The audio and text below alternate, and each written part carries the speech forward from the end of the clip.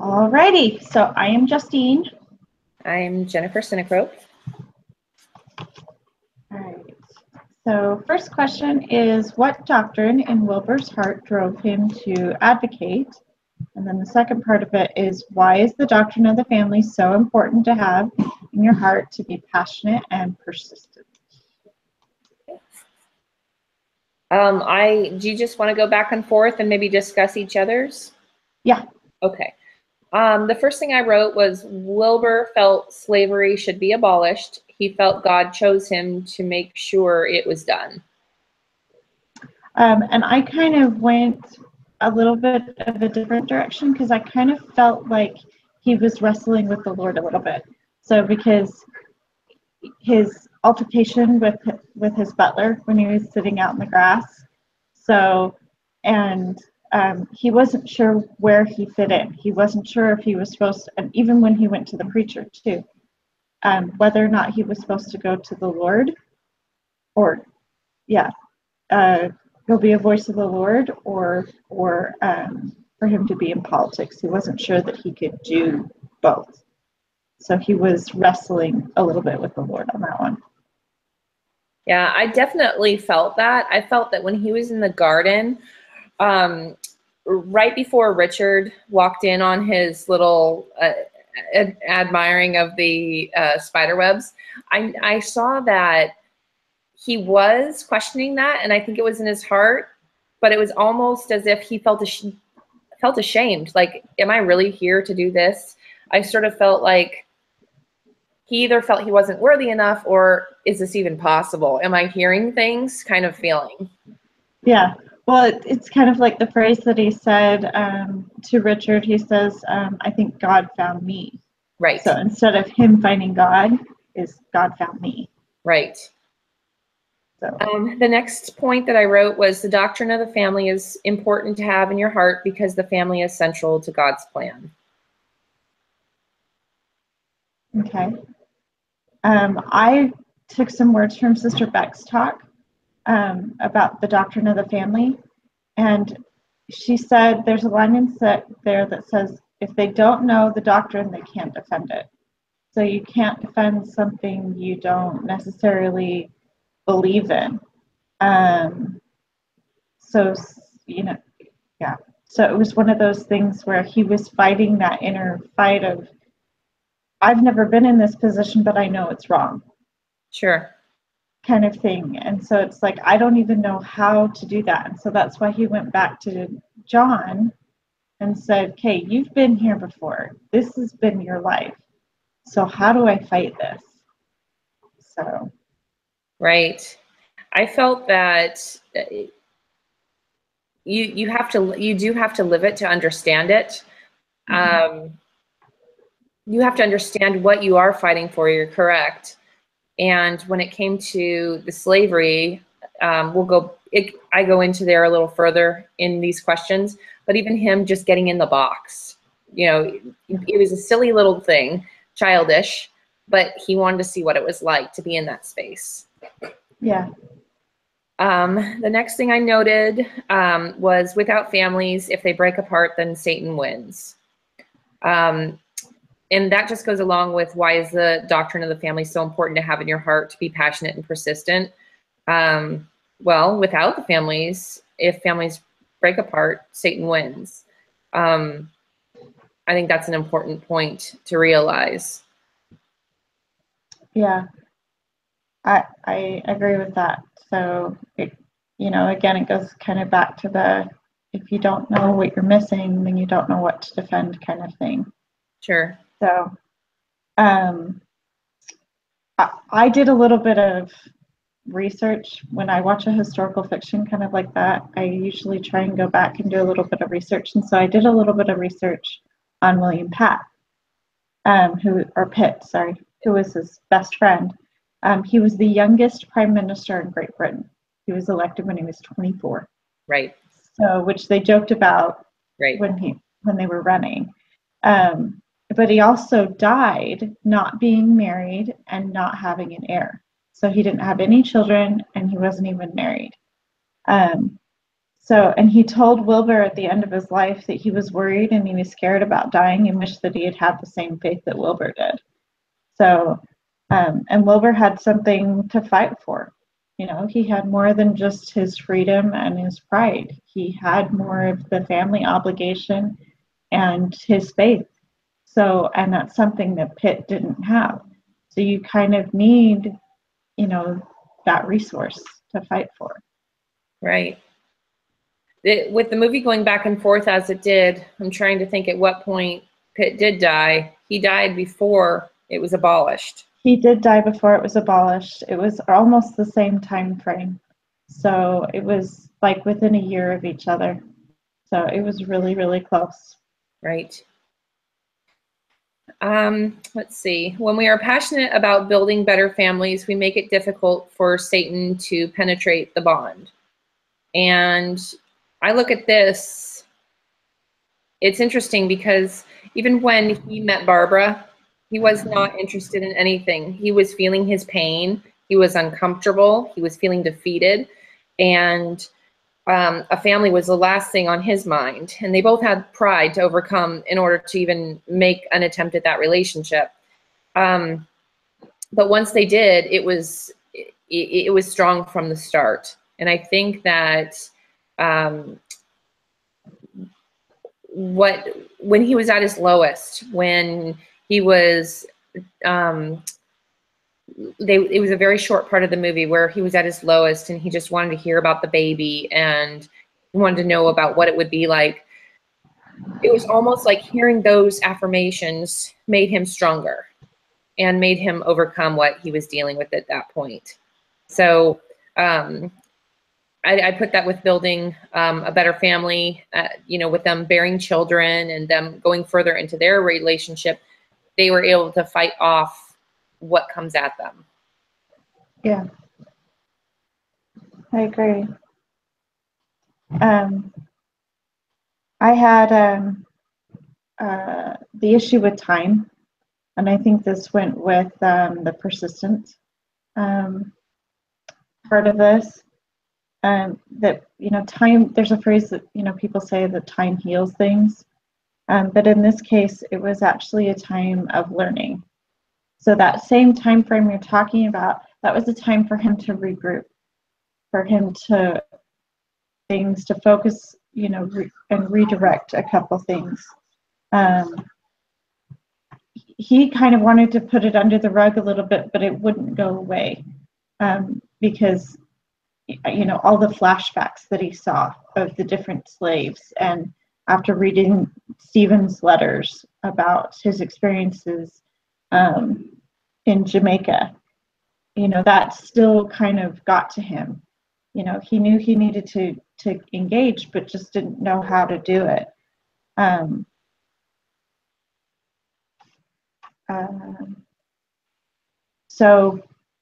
But he didn't just fight for the freedom. He also, he fought for other things.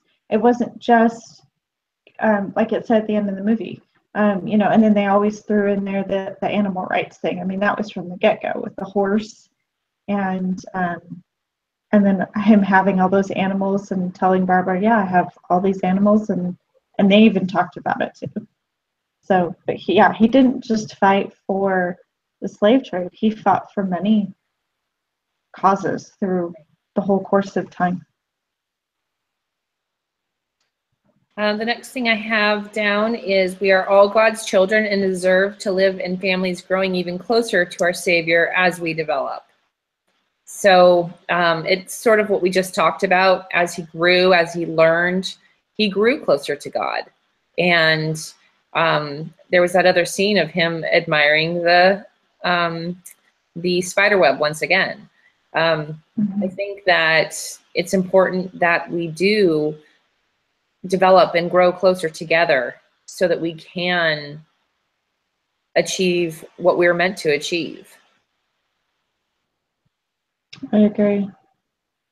The last point that I have is from Elder Holland's talk, Israel, God is calling. And it almost goes back to what we were talking about in the beginning, where he will engage us if need be. And at some point he was trying to get, and even his friend, the name is escaping me right now, they were trying to get him to stop running. So you can't run from this anymore. So they needed to be engaged and to follow what Elder Holland was saying.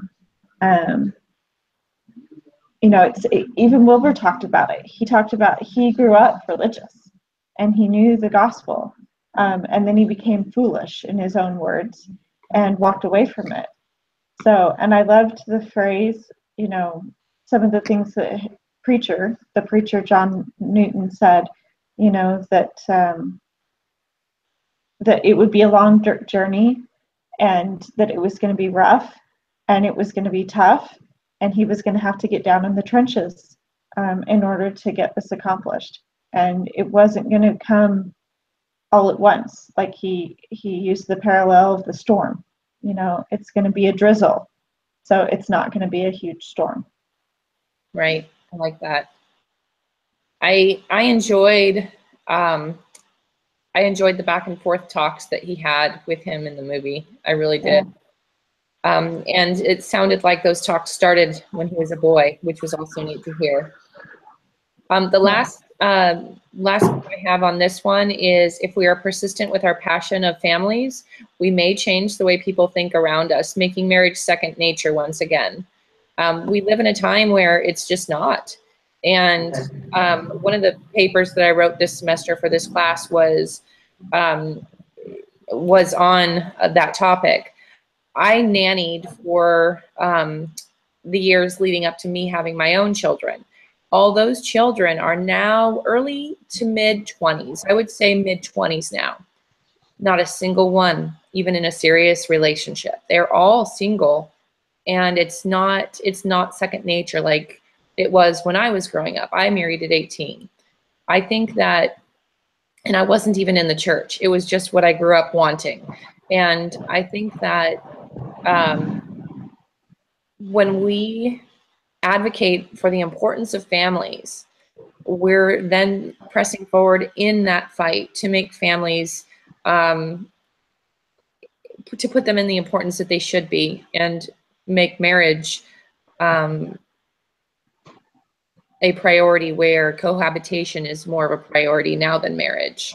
Yeah. So it's the new norm. Right. So I guess that brings us to question number 2. I'll go ahead and start that off if that's okay with you. Yep. How did Wilbur employ a theoretical approach to become a more effective advocate? Identify at least one thing in each system and be specific. So I'll start with the microsystem. He has some good friends.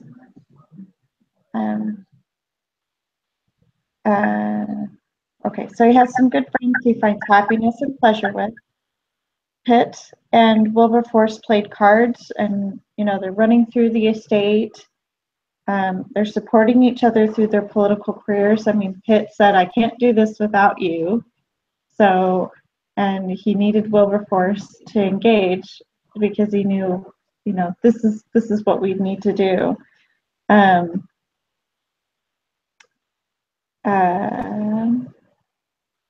So Pitt even challenged Wilbur, I love this, of how he was going to use his voice. So he said, "Are you going to praise God, or are you going to change the world?" So, and he did it in a really kind way, is the nice thing. But that's what I had for, yeah.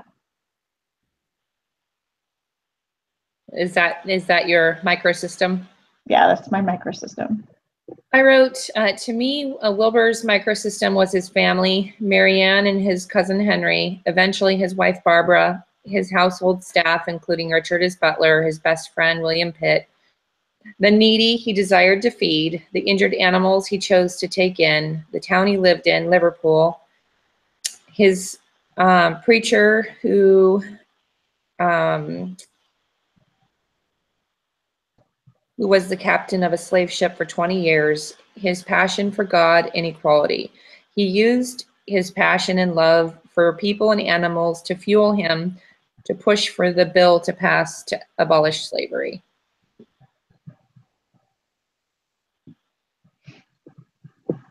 Okay. So his mesosystem, he surrounded himself with people that he loved and cared for him.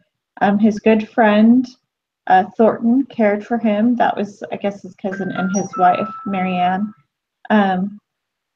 So he cared for him when he was sick, and also he was looking to help him find his voice again.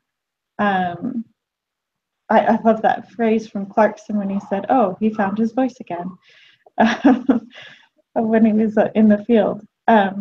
But even Thornton introduced Barbara to him and encouraged him that marriage is good and healthy. You know, that exchange when they're going to get the waters at Bath. And him sharing that experience. But it gave Wilbur focus, and it also gave him more drive to individuals. So I like that take on it. What I wrote was, to me, Wilbur's mesosystem was his staff feeding the hungry and being overwhelmed by it all. Wilbur walked the walk, taking care of animals and the needy was something he could do to advocate for equality. He never wanted to turn people away, no matter how chaotic it was. Yep. And that's kind of where I put his exosystem. Mm-hmm. So was the inner working of his friends, even in the political arena. I mean, Pitt's the prime minister, which helped him, you know, it kind of helped, they helped each other in their political careers, and how they influenced others. I mean, even the Duke of Clarence, when he said, you know, a lion in Parliament, but a mouse at the card table. Right. So, I mean, it was just, you know, those little inner workings. But he was able to help people join the cause or to help influence people to help him.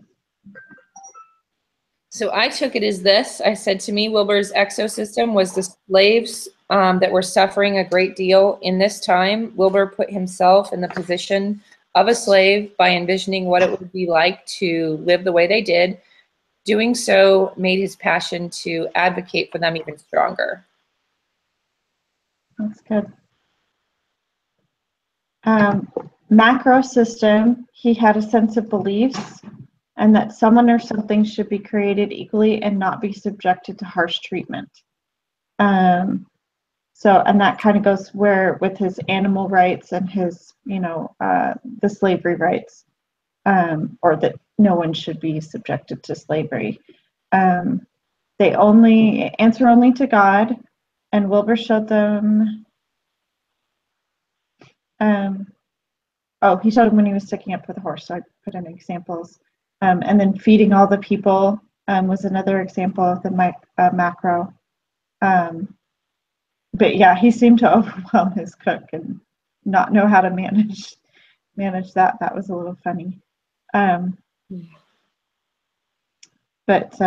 yeah, it was the subtle ways of him finding his voice first before he found the louder voice. Right. Yeah, I didn't know it was wrong in the kitchen. I had to rewind it to understand what is she throwing a fit over. Yeah, she had so many people to feed that right. They're at lunch, that feeding 4 people for dinner when it's kind of an all-day process was completely overwhelming. Right. So I wrote for the macro system, to me, Wilbur's macro system was the fact that the policy level law at the time made slavery acceptable, which impacted Wilbur at his very core. Wilbur believed so strongly that God put him on this earth to advocate for change, and this fueled him to advocate for an even greater passion, with even greater passion. That's a good one. So the last one was the Chronos system. And this was when he got married, because I really felt like everything changed for him. His whole direction, when he got married and when he was going to become a father. So it gave him more drive, and he knew he wanted to create a better future for his children. He didn't want to leave this for his children to deal with, and this wasn't the life that he wanted for them. But I also loved her support of him through the process, singing Amazing Grace on their wedding day. And then, the exchange between Pitt and Wilberforce when they hadn't seen each other after having a bad exchange when he left, and like, stop talking, just go talk politics because you're already doing it with your eyes. So just go do it. So make up and move forward. That is are you done with the chrono system?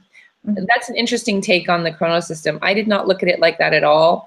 So it's just interesting how we take the different questions. But to me, I wrote Wilbur's chrono system was the revolution, the time of the revolution, the war with the French, and the slave trade was acceptable, because I understood chrono system as the time in our lives, like what's happening in the time of our lives. And I took it as historical versus personal. So it's interesting that you took it with him turning into a husband. In the end, he used his advantage. He used this to his advantage to deflect the real reasoning for the bill that he came up with to be passed, taking into account that the bill would probably get passed because it was anti-French, which those at the time that were against abolition would probably pass it despite the French. So that's how I related the chrono system. But I do really love your take on it, because I agree that was a definite change in his direction. Yeah, it changed his moral compass. Sure. It was there, but this really changed it. Sure. So that's great. All right, number 3, how did Wilbur and his fellow advocates do and share their research? And what evidence did they provide to persuade those opposing or on the fence? I have down, Wilbur and his fellow advocates traveled to share their messages to create awareness of what the slaves endured during their travels and beyond. I had quite a few things. I loved I think the biggest thing was their firsthand accounts. I can't say his name, but the slave prince, I'll call him the slave prince.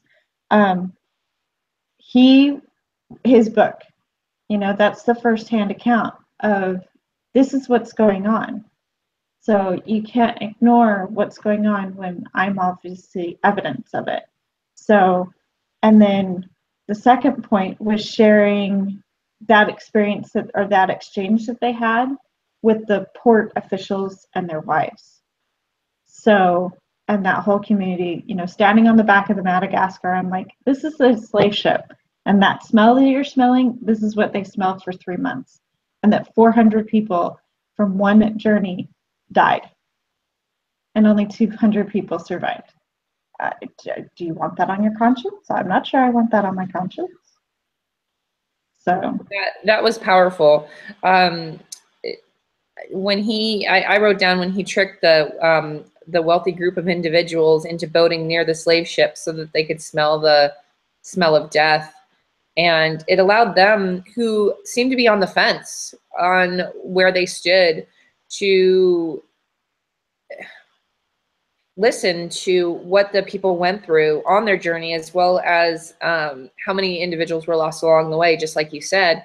I think that they at first were shocked and upset, but then I think it made them understand what exactly this was, what was transpiring here. Well, and that was his question when they had the committee, is how do we show these people? It's like, I get it. I'm a port owner. I get it, but I don't know how to convince these people. And so that's what he needed. That's the research and the evidence that he needed to convince other people. And that's why I think that was so powerful. So the next one, not buying sugar.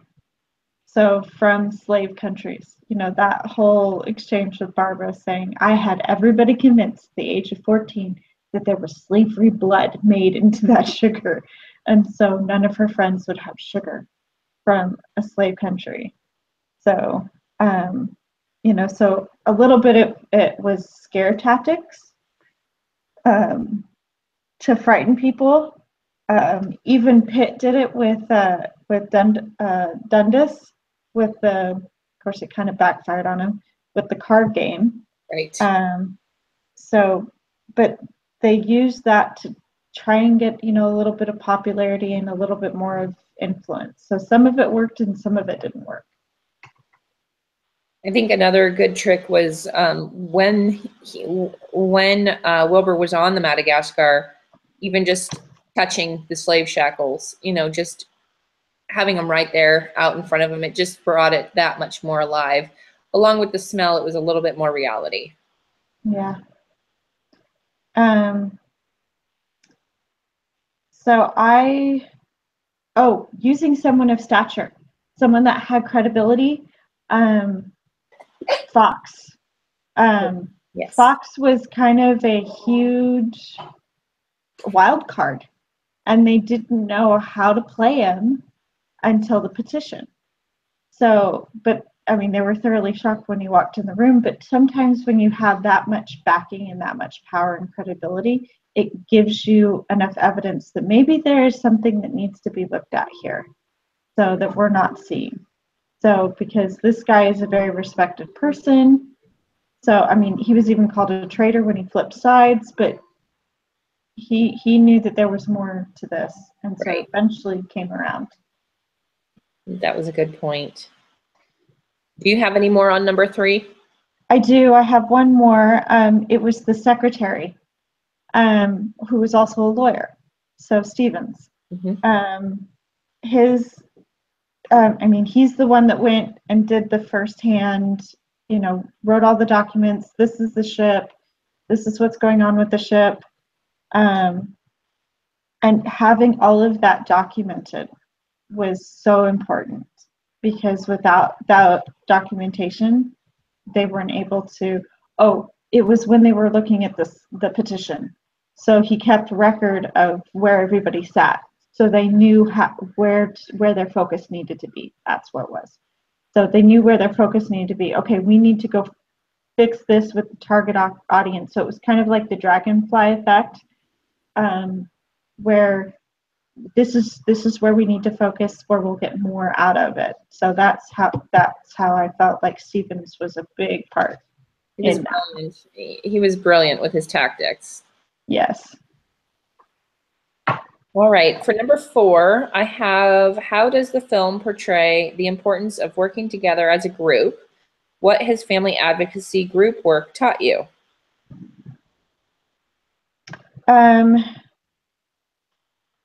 What did I do?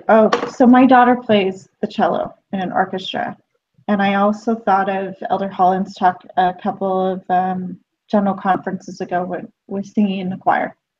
And sometimes you need more than one voice.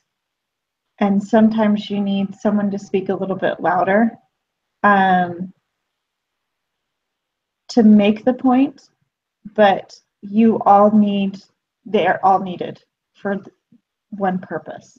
So whereas Wilberforce became the voice for the group, they all were a part or instrumental in that group. That's a wonderful analogy. I have down something very similar. I just wrote, the film portrayed the importance of working together as a group by showing how many were diligently working on a bill as a team. That's my first point on it. Yeah, I had a second point that was very similar to the first one, which was choosing a spokesman and then backing them up. And it was the sacred duty that we read when he went to the United Nations. You know, he didn't go there by himself. I mean, he may have been the spokesperson for that group, for that event, but they were all backing him up. Yes, and it was often shown how each of the team members had different views point of views to add to the predicament at hand. When you go it alone, you're thinking one-sided. When you have a team, sort of like this here, you're showing me things I didn't see in the same question. You need other eyes, other minds to be working on a project. You can't go it alone. And to me, that teams up with how important families are. You can't go it alone. You need each other to orchestrate everything that comes out. Yeah, you need to working in harmony. I mean, there's different, there were different people in Parliament that were working for and working against each other, kind of thing. So everybody knew that Wilberforce was trying to abolish slavery, and so, if they didn't want it to happen, then they would rally around their troops so that it wouldn't happen. So, like the guys from the Duke of Clarence, and I forgot his other name, but they were both from Liverpool. So, but they needed each other in their own groups to get the bill passed or not passed. So it wasn't just Wilberforce's committee. Right. It was Parliament as well. Yes. Family advocacy group work is important. To go it alone is setting yourself up for failure, because seeing and hearing others' ideas and views may fuel you for any negativity or adversity you may face. So I see. Yeah, for me, go ahead. Go ahead. I was just going to say, I see that. I have a friend that tried to get a bill passed. We have had healthcare, things like different therapies and stuff like that taken away here in Texas. And I had a friend who's been working on passing a bill that doesn't take those things away, because kids need them. And it's not a it's a necessity, but that's not how insurance companies are looking at it, kind of thing. And she was the Wilbur, but she had a huge following, and that following had her bill grow, and she was able to go it with a group versus alone. And that's just so important when you're advocating for anything. So you need that support. Yeah. Well, and like you were saying, for me, it was, you need to see a different point of view sometimes. Maybe you're not seeing things clearly. And that's kind of what advocacy does for me. I have a hard time with a group, especially when it comes to schoolwork, because I don't like my grade being dependent on somebody else. Sure. So that's my hard part. But working as a group can make you stronger. I mean, I had a really, really bad week when we had the blog that we had to do. But because of my group and their efforts, we were able to get through it. So, and I was able to get through it. So, and, I wasn't able to engage as much as I wanted to in that group assignment, but I did. So, and managed to get it done, but I couldn't have done it without their help and their support. So, I have a couple more bullet points. I wrote, one of them is, in the end, when Wilbur thought of an idea to push through the bill, he didn't go it alone. He called upon all that had helped him through it initially to carry it out to the end. Yeah. I guess my last one was a common purpose. They all had a common purpose that they were fighting for, whether it was for or whether it was against, but it was a common purpose all the way through. Okay. I have one more, and then I'm going to give you a time warning. We're at 40 minutes right now, and I think that's where she wants to be. 45. Oh, okay. So we've still got 6 more to go. So I'm just letting you know where we stand time-wise. My last one is, there are strength in numbers. Carrying the passion for something as a group is far more valuable than one person advocating for a cause.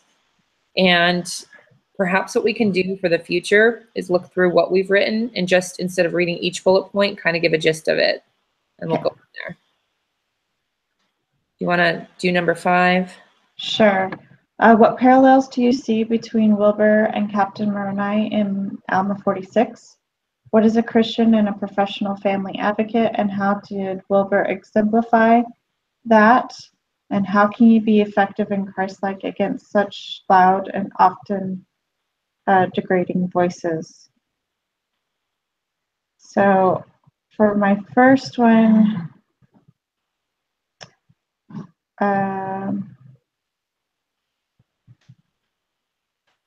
sorry, I'm trying to read through. Oh, I talked about, how Captain Moroni, when he went before the people, he put all of his armor on. And it was his status and his position and his authoritative figure. And that's what they do is with their wigs, with all of the wigs. So that's their status and their position. And so that gives them the rights and the powers and authority kind of to do things. And with that comes some respect. So, and that's what I felt like was the first point. That's interesting. I took it as Captain Moroni rallied to defend religion, where Wilbur rallied to defend the human race.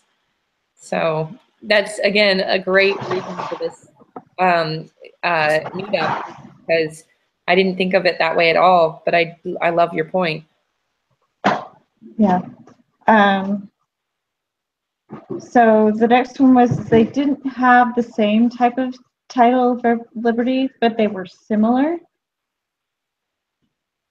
So he fought for kind of the less fortunate. And we've talked about this before. Whereas Captain Moroni fought for everybody in general. Right. The biggest thing on this is how determined Wilbur was. I think he exemplified himself as a professional family advocate by realizing he had God's work to do despite the health issues that were plaguing him. And it just affirmed that he was here not for man's work, but for God's work.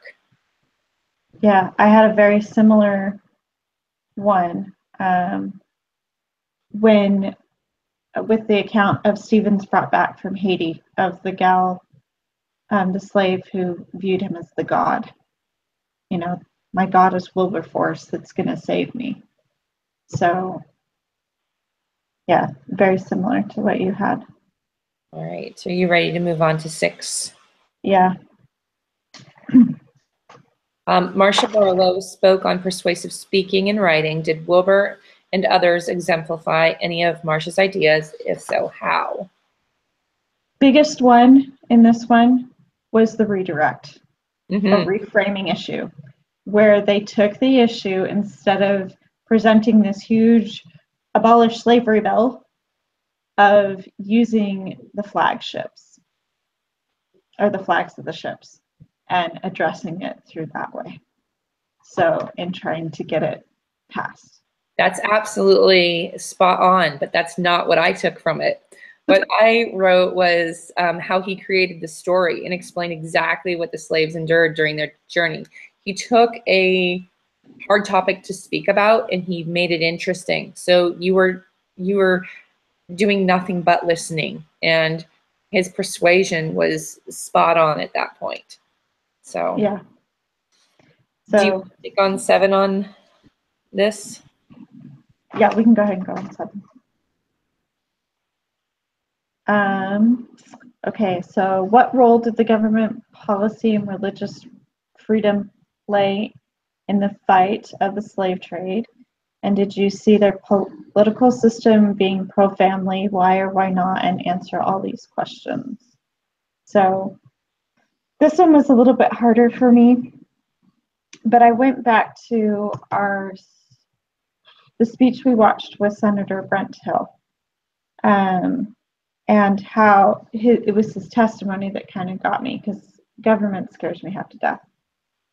But after listening to that and him bearing his testimony about how much the government works and that it does work and that this country was created with God's help and with that in mind, and that it does work, it just takes time.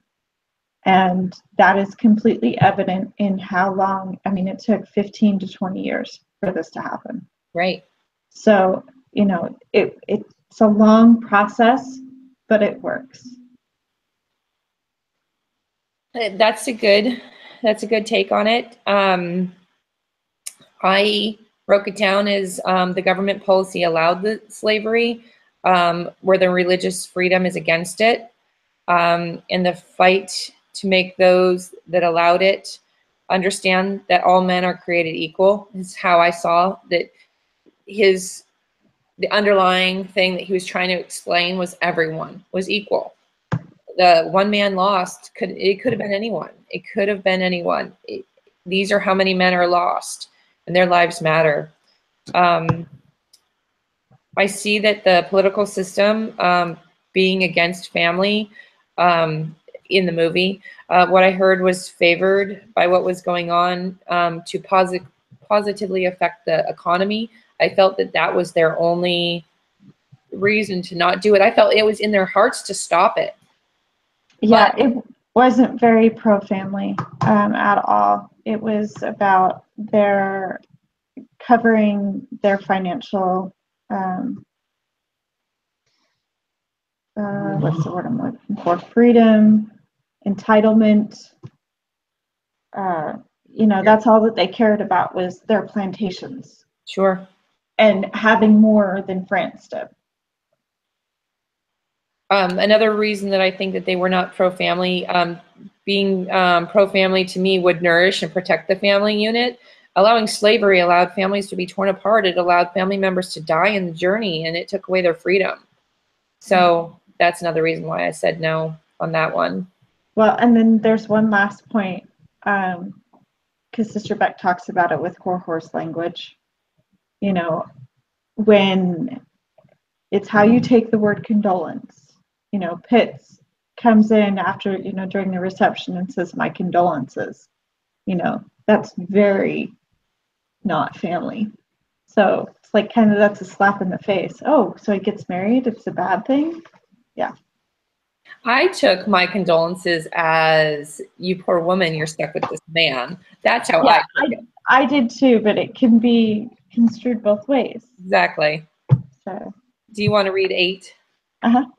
Do you feel that Wilbur used his time on earth well? How did you see him showing the elements of consecration that Elder Christofferson spoke of? So, this one I'm still working on. This is a work in progress. But there's a couple of things.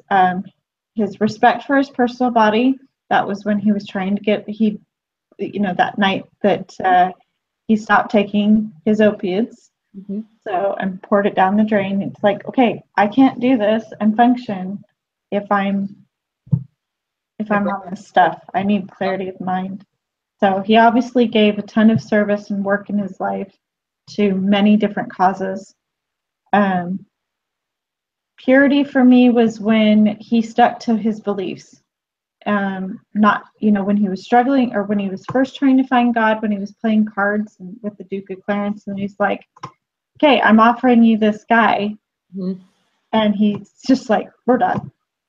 Seriously, we're done. And then never went back to playing cards again. So, and then corrected redirected it by singing the song Amazing Grace. So. I wrote that I think Wilbur used his time on earth well. He had strong devotion, let nothing shake it, not even his health. Elder Christofferson spoke of using life as a true gift of God and using it for God's purpose. And I felt that Wilbur chose to dedicate his life for the advocacy for various things. And he was free to use his time and freedom as he chose, yet he chose to do God's work. And then the quote from Elder Christofferson: every day, every hour, every minute of your span of mortal years must sometime be accounted for. And it is in this life you walk by faith, prove yourself able to choose good or evil, right or wrong, enduring happiness over mere amusement, and your eternal reward will be according to your choosing. I think that's so powerful. It just redirects why we're here. And Wilbur dedicated his life to service, to love, to harmony, and doing things he found truly happy, like taking in all those darn animals. He did it because it's what made him happy, but knowing that it was also something God would approve of. Yeah. All right. Number 9, I only have a couple. So, are there any profound thoughts to personal insights from the movie that are related to child and family advocacy?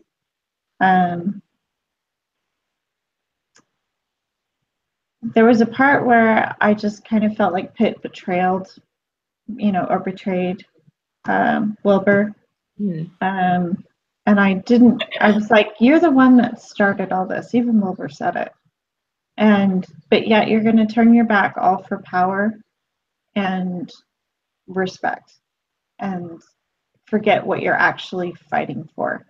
And so I think that's something that we have to remember is we have to remember what we're actually fighting for. And it's not for ourselves, and it's for somebody else. And that's what I think Pitt forgot, is he wasn't fighting for anybody else other than himself. Right. I had to rewind that bit of the movie because I was confused at that point. Was he a friend? At that point, I was very unsure. I had a hard time with this question in general. I thought I'd have all sorts of things to say, but because I had answered most of the other things within the other questions, I did not have a lot to say on this one. I wrote the fact that Wilbur didn't depart from his friends or walk away when he was told negative things about them all. Remember when he was told that basically everyone was living a lie and they weren't who they said they were, and he didn't turn his back. Yeah. He was truly dedicated to abolishing the slavery, and he didn't walk away when it got tough. He pushed through, even through the hard times. And when it was suggested the hair be eaten, he wouldn't have any part in that mindset. And I believe that was actually brought up twice. Yes. So other than that, all of my insights are in the other questions. So I didn't have a whole lot of meat in that there. Yeah. Number 10, I have, what was your understanding of the doctrine of the family at the beginning of the semester, and how has it changed? For me, at the beginning of the semester, I was unaware of all that stood under the umbrella of family advocacy. I truly was naive to it. Shocked as each week went on and built upon each other what stands under that umbrella. I'm so much more aware now of many different aspects, and I never thought about how it was teaching our own children how to stay strong in their beliefs, and how it was so vital. They need to know the threats so they can fully understand what they're fighting against and adequately be prepared to do so. It is vital we pass those down to our children and not waste time on this earth. When starting this degree, the first class I took was Family 100, and it was a proclamation. It was a proclamation class. And I'm always drawn to, I'm a convert. I've been in the church now for 8 years. And I've always been drawn to the proclamation, and now I understand it even deeper, how it reinforces to our own family that family is central to the Creator's plan, and without it, there's no reason for moral life. Mm-hmm. There's so taking from the line of the song Amazing Grace is, I once was lost and now I'm found, was blind but now I see.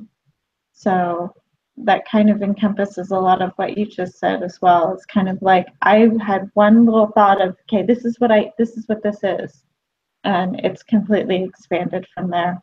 And then I have a tendency to overthink things. Like last night, I was assigned, because I work with the youth in our ward, I was assigned to bring hot chocolate, and I was like, oh, I'll make this whole homemade thing, and then it did not work that way. So I had to downsize. And sometimes doing the small things can lead to bigger things, and it doesn't have to be overboard. That's something else that this class has taught me. Again, the politics and the government thing kind of scares me, but I feel like I've kind of broke through that barrier,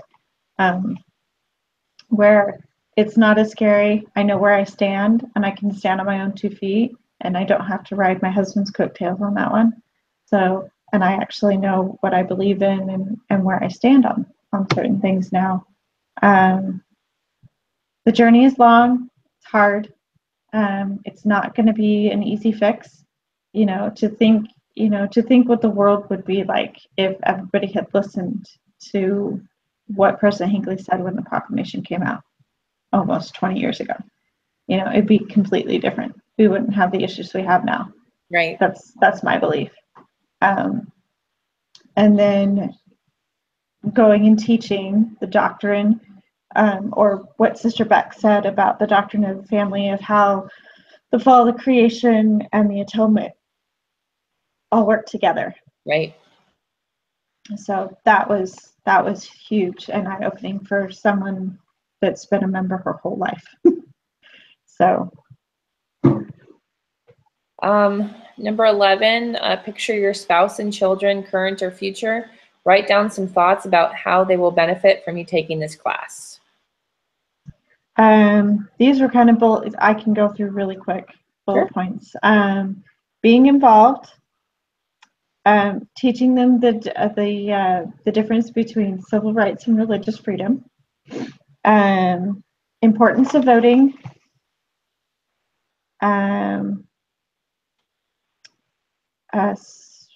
what's this one? And then not being confrontational and being a little bit more persuasive in how you speak. You don't have to be overbearing, and having humility can go a long way. So, and then knowing how I stand and being able to voice my opinions and feeling a sense of empowerment of how I feel and sharing that without being overbearing. Those are great points. Very, very good points. And I love the one of the making sure that they vote. I took it as how they will benefit from the class. Children should be entitled to more than they currently have in the way the system works. One aspect I think about is free school lunches for those that qualify. It's wonderful that they're given those lunches, but what about school breaks, weekends, holidays? I can see myself advocating on a reform for the lunch program to benefit needy children. My teenagers and I volunteer locally to make sandwiches for the homeless, and that brings us closer. So I imagine us working together to advocate for such would bring us closer. My kids were on the school lunch program, and that was about 9 years ago. And I know that we were given food stamps to get us through weekends and other meals and such, but you're allowed to spend whatever you want. So if I just decided to go buy ice cream, I could just go buy ice cream. So those kids may not have nutritious meals, the other meals, because it's up to the way that parents are spending that money. So I think what this class has done to bring my family together closer is 4 of my kids are 3 16-year-olds and a 17-year-old. And so I feel that we talk about a lot of these things together, and we talk about what we can do for charities. And I think that that would benefit us, just knowing different charities that we could go after and help. Another thing that I thought about was another idea that came to me while I was writing a paper for this course was what was actually required to divorce. Here in Texas, nothing's required. It's a 60-day waiting period from the time that you're filed and you're divorced. I was in a really horrible situation, and I've been going through the process for 5 years, but we've been married 7. And the divorce process itself, prior to filing, started the day I found out I got pregnant. It's just been a bad situation the entire time. The process has been long because he's stuck his feet in the ground and not let it move further. But what I was actually thinking was that it's so easy for people to divorce, for instance, in our state, if neither people were digging their feet down. If counseling and therapy was required for a period of time versus just saying you had to go through a certain amount of days, I think that that would drop the current divorce rate, and that would benefit our family in the future, kind of thing. But it would also benefit the family that we live in, because it would transform the way families in general view the way the family unit should function and how valuable it is. Right now, you can just toss it. You can pay a few $100s and toss it with no thought as to what you were doing. So there's lots and lots that I've written down, but I think on the big picture, I look at what change can be made in the future to benefit my own family. That's how I took it. That's awesome. Anyway. Well, have you heard of the backpack program? I have not. So in the state of Oklahoma, they have backpacks for the weekend, and they are in touch with the local food pantry. And so they put dinners and lunches in the backpack for the kids to take home on the weekends. Well, that's amazing. I've never heard of such a thing. Yeah. And then during the summer, I guess it depends on the school district. I don't know about Mustang, or the school district I'm in, but there's a different one. But different schools offer free lunch or free breakfast and free lunch through the summer. So there are some programs out there. Yeah, so, I know a child in Old Ward did an Eagle Scout project where he fed the students through the summer by getting a list from the school district. It was all confidential. The parents had to decide whether or not they wanted to be known. And he actually delivered lunches to everyone throughout the summer. They can, they just go to the school. So, and it's not just the kids, it's the adults as well, or any younger siblings. They don't have to be school age. That's great. So, yeah. So, of course, it's been a long time. So, because we just moved back here, and that's been 4 years ago, and since then they slashed the education bill. So I don't know what the deal is now. Wow. So, I'm glad that things are out there, though. That's great. Yes. So, but no, good cause to be a part of. Good cause to be a part of. So. Well, good meeting. Yes. I guess we'll wrap it up by saying our names again. Yeah. So I'm Justine. I'm Jen Senecrope, and that's it. All right.